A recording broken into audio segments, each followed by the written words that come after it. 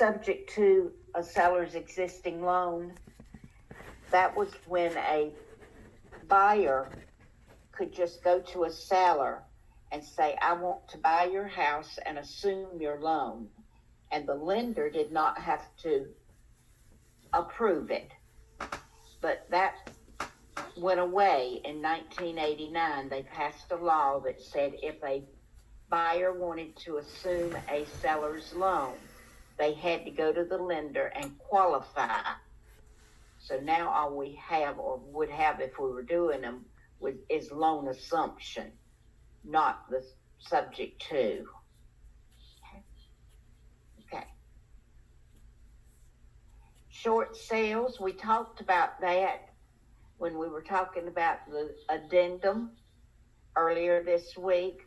Short sale is when the client or seller is upside down in their mortgage. They owe more than the property is worth, and the lender may allow them to sell the property for less than it's worth, but it takes lender approval.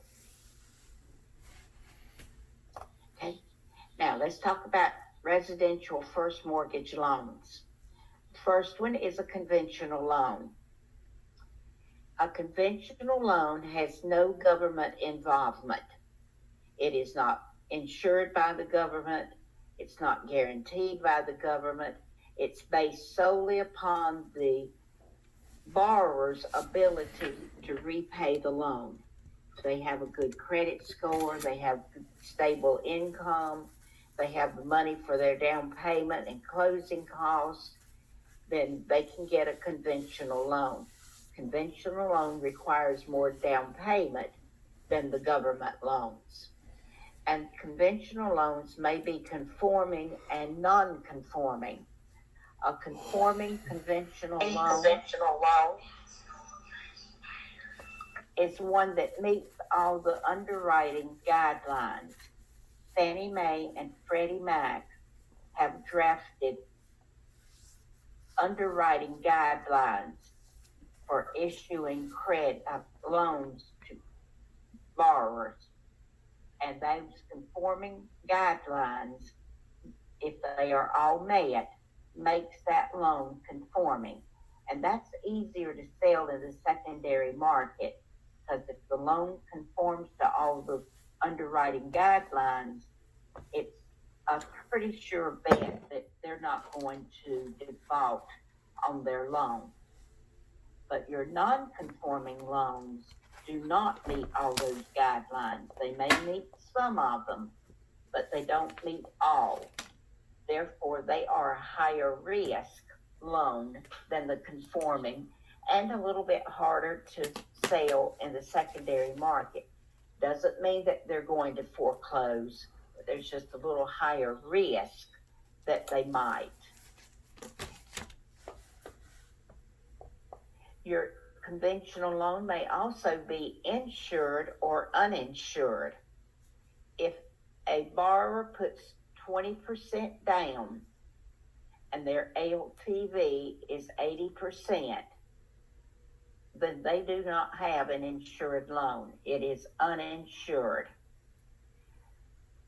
Investors that buy loans in the secondary market like to buy the uninsured loans, because they know that with that borrower has at least 20% already invested in that loan, and they assume that if you've got that much money in the equity, that you're not going to walk away and let it be foreclosed upon if you can help it.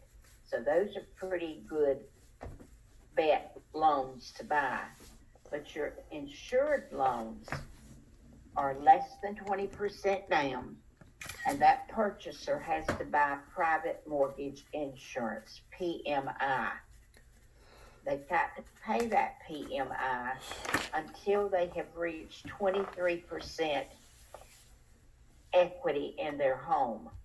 And if they have not been late on any payments, they're current on their payments, they can ask their lender to cancel that PMI once they get 23% equity. Okay.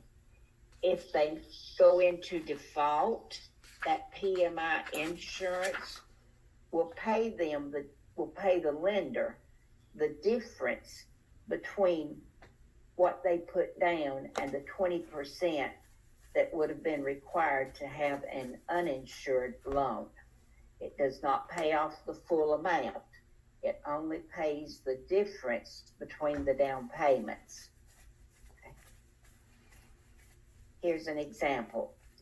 PMI covers the lender's risk when loaning above 80%. So if the borrower put down 5%, then that's a difference of 15% in the down payment. So if that borrower defaults, then the PMI company will pay the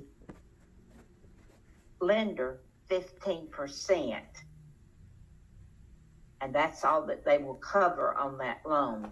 That's one of the disadvantages to lenders for the conventional loan, because if there's a default, they're not going to be getting all their money, the difference between what it sold for and what it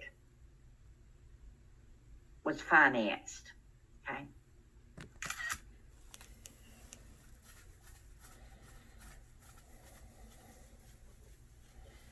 Lenders have additional coverage along with the right of foreclosure and to take the property and sell it and use the proceeds from that sale to try to clear off that debt.